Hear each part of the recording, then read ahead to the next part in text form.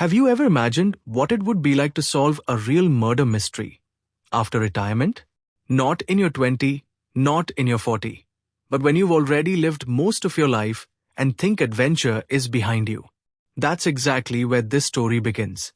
A quiet English village, a group of old friends, and a murder that wakes everyone up. Today, I'm diving into The Thursday Murder Club by Richard Osman, a book that made me smile, laugh, and even tear up a little. This story matters because it reminds us that life doesn't end when we get old. It's full of purpose, curiosity, and friendship. It shows that even in a peaceful retirement home, danger and mystery can lurk behind the garden fences. And most importantly, it tells us that courage has no age limit. Before I take you deeper into this world, let's talk about the mind behind it, Richard Osman. He's a British television host and producer well known for his sharp wit and kindness on TV shows. When he wrote this book, it became an instant hit. People loved how he mixed humor, mystery, and heart. His writing style feels gentle but clever. It doesn't rush. It lets you breathe between laughs and gasps. Osman went on to write sequels too, but this first one, The Thursday Murder Club, is where it all started. The story centers on four main characters: Elizabeth, Joyce, Ibrahim, and Roan. They all live in a peaceful retirement village called Cooper's Chase. Each of them has their own story and secret. Elizabeth is a bold, mysterious woman who used to work in intelligence. She's the leader, the one who asks the hard questions and never settles for half an answer. Joyce is a sweet, kind nurse who sees life through gentle eyes. But don't be fooled, she's sharper than she looks. Ibrahim, a retired psychiatrist, is calm, wise, and a little too careful sometimes. And Roan, Roan. He's a former trade union leader, loud, fiery, and funny, but with a heart of gold. Together, they form an unlikely team of amateur detectives. Now, picture this: Cooper's Chase, a luxury retirement village in the quiet countryside of England. Beautiful lawns, calm lakes, friendly faces, and bingo nights. But beneath all that calm lies curiosity, secrets, and a thirst for excitement. The club meets every Thursday in the Jigsaw Room. The room's name sounds cozy, but their purpose is far from puzzles. They reopen old, unsolved murder cases. What started as a way to keep their minds sharp soon turns into something much bigger. One day, a real murder happens.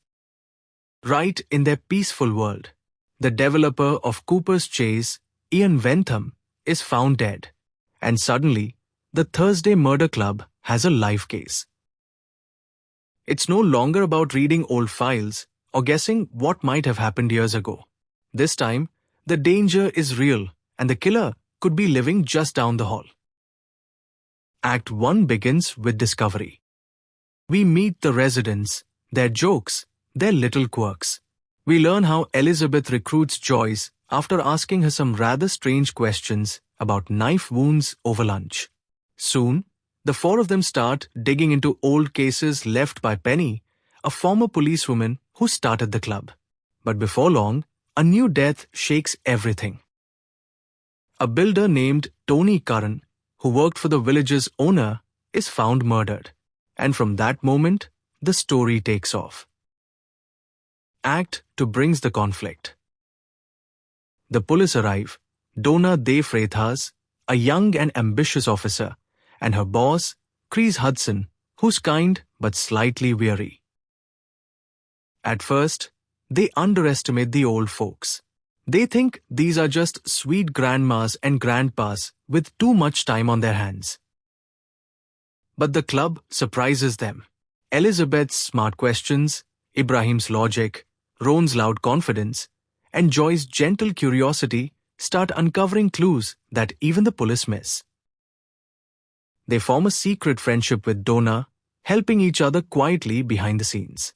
The old gang becomes the heart of the story, using charm, wisdom, and decades of life experience to piece together what really happened. Act 3 moves into revelation. The club discovers that greed, secrets, and betrayal were hiding beneath the surface of Cooper's chase. The murder connects to land deals, old grudges, and lies that go way back. Elizabeth's mysterious past also comes to light. We sense she's done dangerous things before, maybe even worked in espionage. Joyce finds her own confidence, writing her thoughts like diary entries that make us laugh and warm our hearts. The investigation isn't just about catching a killer. It's about friendship, purpose, and proving that even at 80, life still has surprises waiting around the corner. When the truth finally comes out, it's both clever and emotional. The club solves the mystery, but along the way, they solve parts of themselves too. They face loneliness, loss, and the fear of becoming invisible with age. But by sticking together, they bring light back into their lives and a bit of justice to the world around them.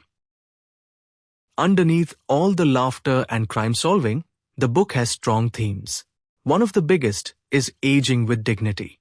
It shows that getting older doesn't mean you stop learning or growing. Another theme is friendship and belonging.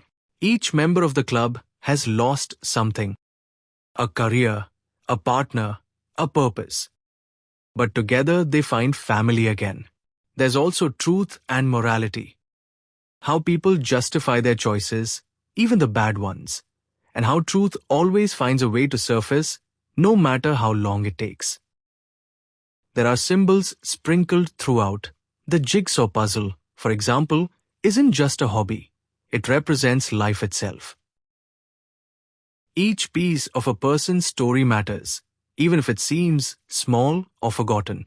The Thursday Murder Club teaches us that no clue, no memory, no person is ever useless. Let's look at the quotes that really stayed with me. The first one: sometimes you have to make peace with the people you love, even if that peace costs you part of yourself.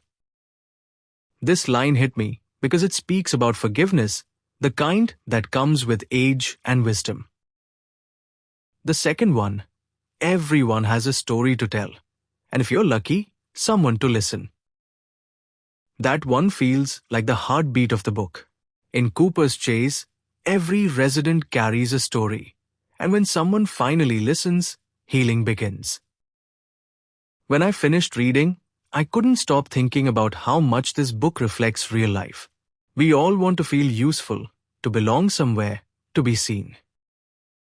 These 4 retirees show that even when the world moves fast, we can still make a difference with patience, love, and teamwork.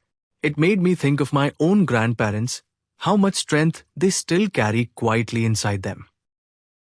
If I had to share one personal takeaway, it would be this: age is not the end of adventure. It's just a new chapter, maybe slower, but richer.